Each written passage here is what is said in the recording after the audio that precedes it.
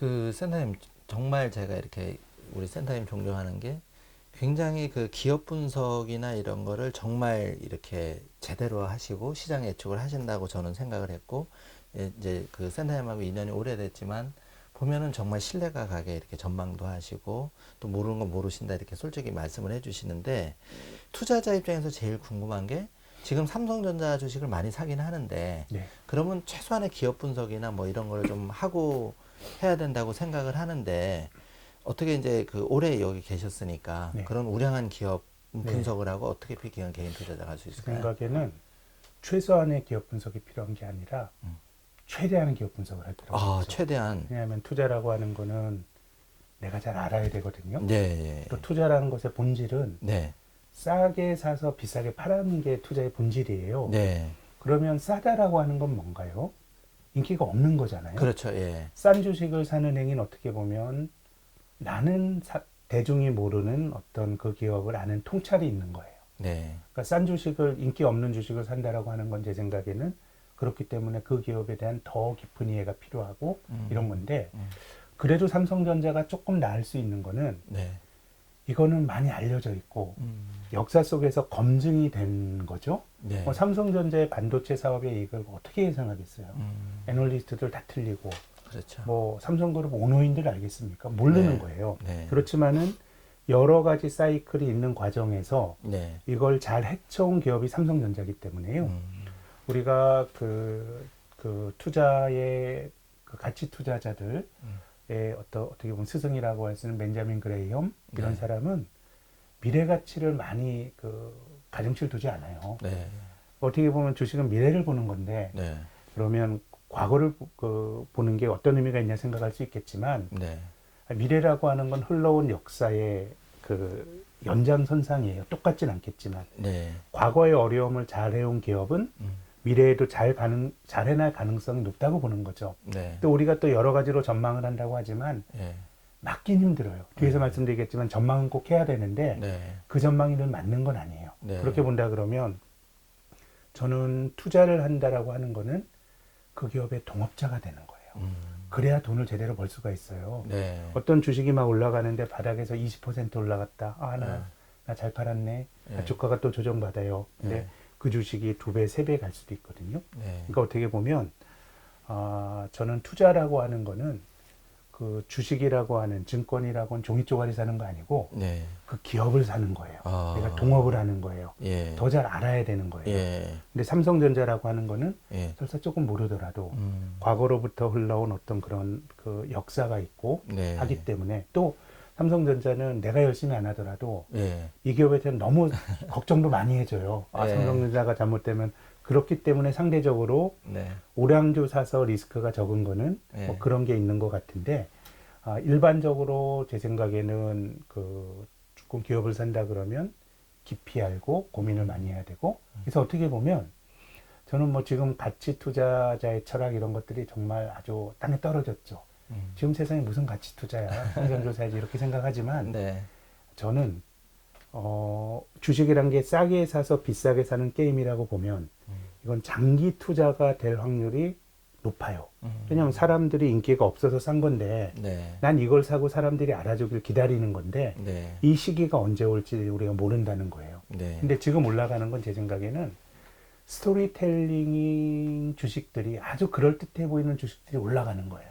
그래서 저는 소위 동학개미들이 금년 3월에 떨어질 때 들어와서 굉장히 이제 좋은 기회에, 아주 위기라 그럴 때 저도 3월달 그때가 바닥일 줄 몰랐어요. 들고 있는 건 팔지 말고 기다려야 된다라고 생각은 했는데, 그게 바닥에서 그렇게 공격적으로 산 사람들은 용기 있게 리스크 테이킹에서 그 대가를 보는 건데, 이게 주식의 일반적인 행태라고 생각하면 안 됩니다. 2, 3월에 떨어진 것도 네, 미국의 경우는 대공황 이후로 가장 단기간에 떨어진 거고, 단기간에 떨어지면 반등은 V자형으로 나올 수밖에 없어요. 아, 그러니까 우리가 지난 몇 달 동안 경험한 피드백, 네. 사자마자 막 올라가는, 이거는 굉장히 예외적인 거고, 아, 대부분은 내가 사더라도 떨어지죠. 네, 네, 뭐 자기 판단대로 되나요? 떨어지게 되고 회의를 하고 고민을 하고 이걸 가져가야 되냐 말아야 되나 하는. 그래서 저는 투자의 본질은 시간과의 싸움이라고 생각해요. 아, 또 길게 늘리면 늘릴수록 네. 제 생각엔 확률이 높은 게 또 투자라고 생각을 하고요. 그렇기 때문에 시간을 이길 수 있는 거는 저는 그 기업에 더 잘 알아야 되는 거니까 그나마 삼성전자는 좀 뭐 그 기업의 그 복잡한 비즈니스 모델을 투자자들이 정확히 할 수는 없지만 예. 거기에 대한 분석을 하고 하는 자료들이 굉장히 많으니까 예. 또 다른 걸 떠나서 과거에도 검증된 주식이니까 조금 모르고 투자하더라도 낭패 볼 확률이 적은데 뭐 삼성전자만 있는 게 아니고 우리나라 지금 재상장된 건 2,000개가 넘으니까 예. 조금 더 깊게 공부를 해야 된다고 생각해요. 아. 지난 한 4, 5개월 하시면서 좀 냉소적으로 말씀드리는 건 아닙니다. 네. 그거는 뭐 정당한 리스크 테이킹의 대가라고 생각하는데 네. 아마 나에게 이런 자질이 있었나? 내가 워렌 버핏과 같은 자질이 있었구나라고 생각하시는 분들도 예. 저는 있으리라고 생각이 되는데 예. 투자는 오랫동안 뭐 실패도 하고 벌기도 하고 하면서 평균적인 에버리지를 평균을 높이는 게 시장에서 살아남는 길이라고 생각하거든요. 네. 그래서 좀 많이 알아야 이길 수 예. 있는 게임이라고 생각해요. 특히 아. 투자하는 기업들에 대해서. 그럼 많이 알기 위해서는 뭐 구체적으로 책을 많이 읽어야 되는지 아니면 회계사는 아니더라도 그럼요. 그런 제 생각에 회계학을 지금 뭐 우리가 투자하는데 무슨 회계학까지 공부해 이렇게 생각할 수 있지만 네. 우리가 동업이라고 생각하면요. 아니 우리가 어디 그 통닭집 하려 그래도 여기저기 발품 팔고 뭐 이렇게 하잖아요. 예. 이건 동업하는 거고 자영업보다 더 나아요. 왜냐하면 저는 뭐 자영업하는 것보다 삼성전자 확률이 더 높다고 생각해요.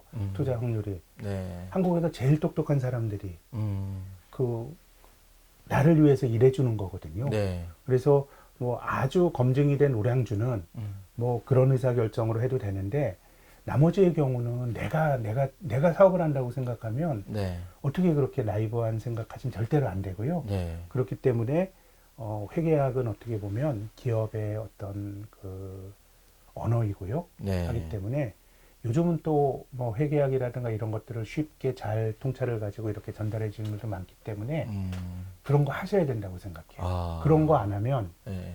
저는 투자자의 자격이 없다고 생각해요. 자격이란 게 뭐 제가 라이센스 주는 거 아니고 예. 투자는 돈 벌려고 하는 건데 예. 장기적으로 이길 확률이 현저히 떨어지는 거예요. 그래서 저는 지난 5, 6개월 동안 성과를 보셨을 때 한번 리뷰를 해보셔야 되지만 예외라고 생각하셔야 돼요. 가격은 떨어지면은 올라가는 복원력이 있고요.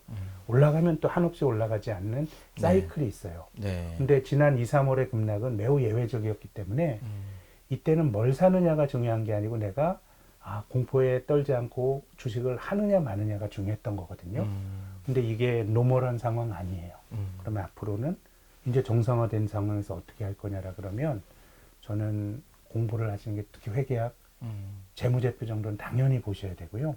어느 순간 이걸 뭐 어느 세월에 이거 어느 세월 아니고요. 예. 투자는 평생 하는 거예요. 아, 그렇게 평생 관점으로 보면 그럼요. 시장이 자본주의에서 매일매일 열리고 예. 또 지금의 우량주가 미래의 우량주라는 법도 없는 거고 또 어떻게 보면 그 아주 이기적인 욕심을 가진 사람, 그 네. 어떤 기업인 예. 또 그 회사의 똑똑한 어떤 회사의 노동자들 이런 사람들이 이기적을 잘 먹고 살기 위해서 노력하는데 네. 내가 그런 것들을 판별할 수 있는 그런 능력이 있다 그러면 그건 저는 굉장히 좋은 자질인 것 같아요. 아. 그렇게 본다 그러면 그게 아까 말씀드린 것처럼 한국에만 있는 게 아니고 뭐 그 실리콘밸리의 천재들이 가면 미국에 있는 기업들 우리가 또 살 수도 있는 거잖아요. 그렇기 때문에 그런 것들을 우리가 잘 선별할 수 있는 아니면 저는 애널리스트의 도움을 받을 수도 있는데 뭐 애널리스트는 다 아나요? 그들은 다 맞추나요? 그런 거 아니잖아요. 네. 그러니까 이제 그들이 하는 말을 최대한 이해를 하고 내가 걸을 수 있는 능력들은 돼야 된다고 생각을 해요. 그렇지 않으면 진짜 뭐 장기적으로 승률이 높지 않다고 생각합니다. 제가 요즘 그 키움 히어로스 야구가 굉장히 재밌는데 얼마 전에 그 김하성 선수가 안타를 한 경기 5개 쳤어요. 예. 유격수 하는 친구인데 예. 한 경기 안타 5개 치는 건 운이에요. 아. 그날 운 떼고 어떻게 경기에 한 5개씩 쳐요. 그렇지만 그 시즌에 3할 치는 거는 실력이에요. 루틴이고. 아, 네. 그래서 우리가 지향해야 될 거는 한 경기에 4개, 5개 치는 거 아니고요. 예. 야구로 치면 3할을 지향해야 되는 거예요. 아, 꾸준하게 꾸준하게 이길 수- 해야 네. 되는 거죠. 특히 주식에서 한번 돈 벌면 다른 거 하실 수 있겠어요? 아, 그래서 그 슈퍼리치들이 주식 투자 그렇게 좋아하나 봐요. 근데 뭐 나름의 어떤 노하우나 네. 이제 루틴이 생긴 건데요. 네. 전 지금 동학개미들이 돈을 벌었다고 치자고요. 네. 그러면은 야, 내가 1,400에 사서 2,300까지 이제 올랐다 그러면 네. 산술적으로 코스피마를 50% 넘게 번 거잖아요. 네. 불과 6개월 동안에. 네. 야, 그럼 그걸 끊고 야, 이게 고점이나 주식 안 해. 그거 아니고요.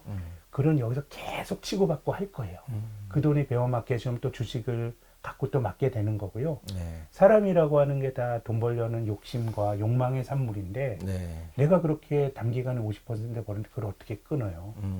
근데 저는 그래서 50조 원이 넘는 돈이 시장으로 이제 들어왔는데 네. 앞으로가 더 중요할 것 같고 네. 계속 주시장은 올라가기만 할 수 없는 거고요. 또 단기간에 이렇게 올랐다 그러면 우리가 이제는 조정의 가능성도 봐야 되는 건데 이런 거 거치면서 야구 선수처럼 사마를 치기 위해서는 너무 조급해할 필요도 없고요. 뭐 전 투자가 진짜 좋은 것 같아요. 워렌 버핏은 나이가 몇 살이에요. 그러니까 평생 투자한다고 생각하면은 네. 지금 회계학책도 보셔야 되고요. 뭐 지식을 쌓기 위해서 노력을 많이 해야 된다고 생각합니다.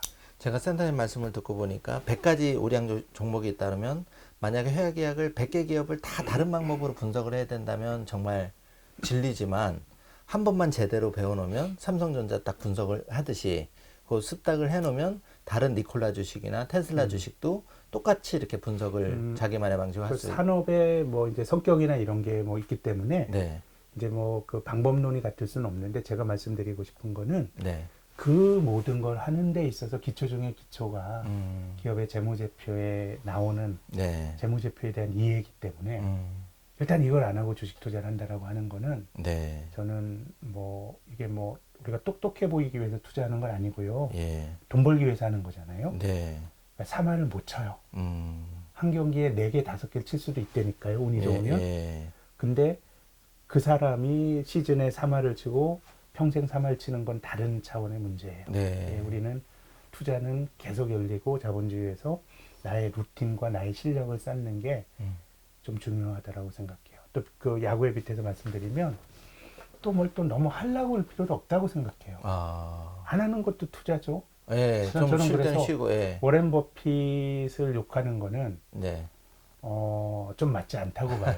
뭐 안 하면 중간은 가는 거거든요. 내 네. 돈이 없어지는 거 아니거든요. 네, 예. 그러니까 제가 지금 말씀드리고 싶은 거는 내가 아는 만큼이야 벌 수 있는 거거든요.